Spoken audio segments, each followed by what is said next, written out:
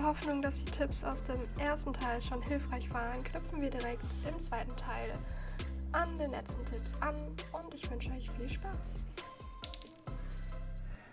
So, noch ein Tipp, damit man besser lernen kann, ist Sport. Also Sport treibt so den ganzen Kreislauf an, die Durchblutung und fördert halt Nervenstimulation. Also ich habe einen kleinen Artikel in die Videobeschreibung gepackt, wo ihr dann nochmal nachlesen könnt. Also es hilft halt, Sauerstoff ins Gehirn zu bekommen und besser lernen zu können, sich besser zu konzentrieren.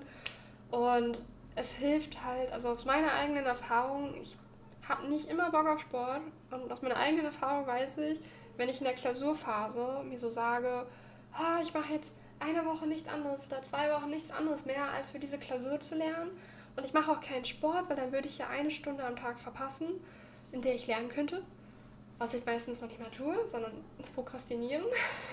Aber in dieser 1 Stunde lerne ich dann lieber, anstatt Sport zu machen und die Noten dann sind meistens schlechter als die, wo ich gelernt habe und mir noch 1 Stunde Zeit genommen habe, Sport zu machen und auch irgendwie 2-mal in der Woche mich mit Freunden kurz getroffen habe.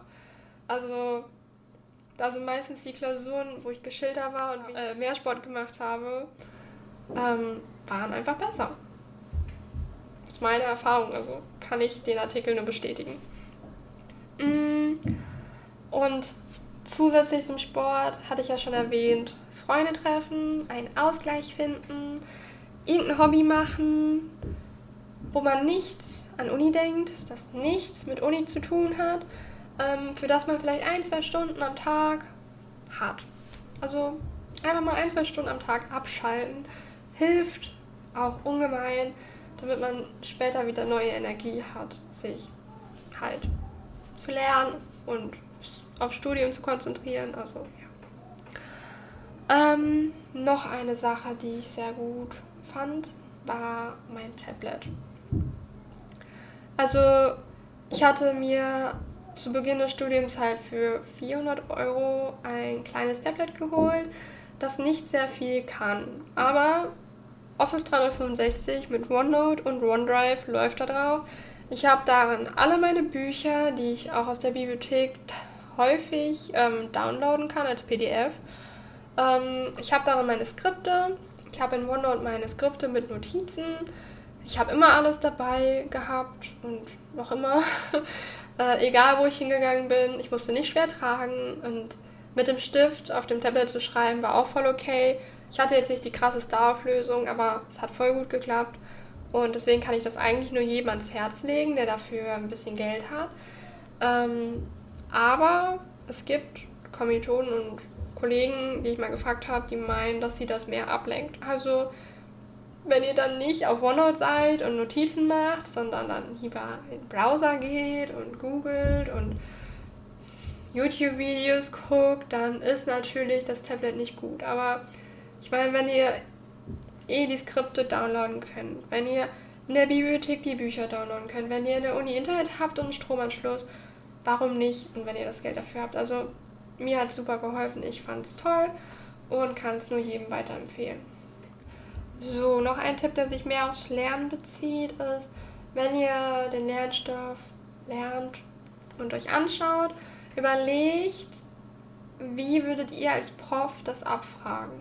Oder würdet ihr das als Prof abfragen? Was findet ihr wichtig? Was sind so Sachen, wo ihr euch so denkt, das wäre eine gute Klausurfrage, so nennen Sie die 3 Sachen, keine Ahnung, nennen Sie die 3 Java-Technologien oder so. Das hilft. Und man sieht auch so im Skript meistens ein bisschen, was dem Professor wichtig ist oder der Professorin. Und ja, wenn man das ein bisschen übt und schon ein paar Klausuren geschrieben hat, dann kann man sich meistens schon selber so eine kleine Probeklausur schreiben, die häufig sogar relativ nah am Original ist. Also kann ich nur empfehlen. Ist ein bisschen Übung, ein bisschen Vorstellungskraft, aber dadurch kann man im Gehirn eigentlich schon filtern, was man als besonders wichtig empfindet und was man halt als Professor so fragen würde. Dann, wenn ihr euch einen Lernplan macht, solltet ihr machen. Macht euch einen Lernplan. Macht euch einen Zettel mit allen Themen, die so drankommen können. und wie viel Umfang das ist und bis wann, in welcher Woche bis zur Vorbereitung, wie viel Zeit habt ihr noch, bis wann wollt ihr die und die Themen gelernt haben. Und dann, ganz wichtig, macht euch einen Zeitpuffer. Macht, weiß ich nicht, jeder, wie umfangreich die Klausur ist, so 1 bis 2 Wochen, sollte man halt als Puffer haben, damit man wiederholen kann. Und versucht euch wirklich so vorzustellen, dass die Klausur an dem Zeitpunkt ist, obwohl sie eigentlich erst 2 Wochen später ist. Aber wenn ihr euch dann selber diese Vorstellung macht und diesen Druck, ein bisschen Druck halt, jetzt nicht so, oh mein Gott, aber so ein bisschen, dann lernt ihr schon ein bisschen effizienter und seid halt früher fertig und es hilft, weil man braucht manchmal einfach ein bisschen länger oder man braucht die Zeit, um das nochmal zu wiederholen. Und deswegen ist ein Zeitpuffer das Beste, was ihr tun könnt, weil wenn da mal was nicht Vorhersehbares passiert, seid ihr vorbereitet. Und Thema Druck, macht euch in den Klausuren keinen Druck. Also versucht in die Klausuren so entspannt zu gehen, wie es euch möglich ist. Das macht jeder auf seine eigene Art und Weise. Manche gehen mit Jogginghose in die Klausur. Ich frühstücke einfach nochmal ein zweites Mal mit Kaffee und irgendwelchen Snackereien. Also macht die Situation so angenehm wie möglich und versucht euch vorher halt zu denken, ich habe alles getan, was ich tun konnte. Ich habe in der Zeit, die mir gegeben war, so viel gelernt, wie ich aufbringen konnte. Und wenn es dann gut läuft, ist das schön. Und wenn es nicht gut läuft, dann ist das halt so. Also es gibt fast keinen Studenten, der noch nie durch eine Prüfung durchgefallen ist. Ja, also deswegen ist es kein Beinbruch. Das passiert manchmal. Manchmal hat man die falschen Dinge gelernt oder falsch bewertet oder die falsche Gewichtung gesehen. Also manchmal hat man aber auch Prüfungsangst, da sollte man sich aber dann nicht mit quälen und denken, oh, daran kann ich nichts ändern, sondern wenn es wirklich stark ist, also ihr euch am Ende, wenn ihr die Klausur seht, euch denkt, es hat jemand anders geschrieben, das war ich nicht, das würde ich nie schreiben, wieso schreibe ich da so unsinnige Sachen hin? Dann kann man auch zur Psychologin gehen, also jede Hochschule hat ihre eigene Psychologin oder Psychologen, die meistens auch noch darauf spezialisiert sind, sowas wie Prüfungsangst zu therapieren. Und es hilft einfach, wenn jemand Objektives, eine andere Person hingeht und sagt, ihr seid nicht dumm, oder du bist nicht dumm, du hast einfach nur Prüfungsangst und daran können wir arbeiten. Kann man irgendwelche Entspannungstechniken machen und ich habe keine Ahnung, aber es hilft. Und deswegen keine Angst davor, Hilfe anzunehmen. Im Studium Hilfe annehmen ist gut. Ihr seid nicht dumm, ihr seid nicht faul. Wenn ihr euch Mühe gegeben habt und einfach jemanden um Rat fragt, macht das einfach. Also am meisten und am schwierigsten haben es die Leute, die sich denken, dass sie niemanden fragen möchten.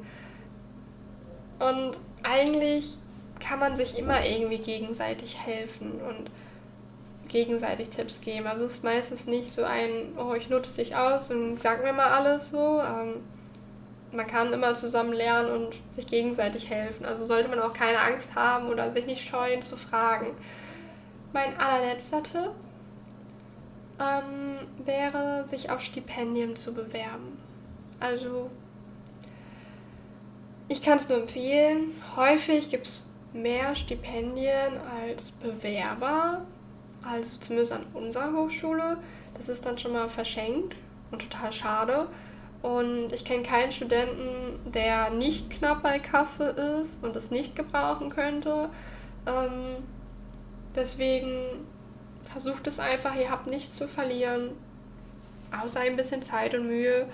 Und wenn ihr dann ein Stipendium bekommt, ist es halt auch eine große Erleichterung, weil wenn man halt die Klausuren schreibt mit diesem Druck, oh mein Gott, ich muss das alles in Regelstudienzeit schaffen und ich muss diese Klausur jetzt bestehen, weil ich habe nicht die Zeit und ich habe nicht das Geld und dann macht es einfach, euch auf Stipendium zu bewerben. Und es gibt unendlich viele und also nicht unendlich viele, aber es gibt viele und es gibt auch eins, das zu euch passt und seid nicht zu selbstkritisch. Also ich kenne das von mir selber, ich dachte auch nicht, dass ich irgendwie ein Stipendium verdiene, aber das ist halt einfach nur mein eigener Kritiker und ich habe mir halt einen Stipendiaten immer sehr krass vorgestellt und irgendwo da war ich, aber das ist halt nicht so. Es ist eure eigene kritische Sicht von euch selber ist sowieso nochmal eine ganz andere als die Außensicht und deswegen kann ich es nur empfehlen, es wenigstens zu versuchen und ja, das wäre es dann auch mit meinen ganzen Tipps. Und wenn ihr noch Tipps fürs Ingenieurstudium haben wollt, dann werde ich wahrscheinlich das Video in die Endcard verlinken, wenn ich es hinbekomme. Dann, ciao!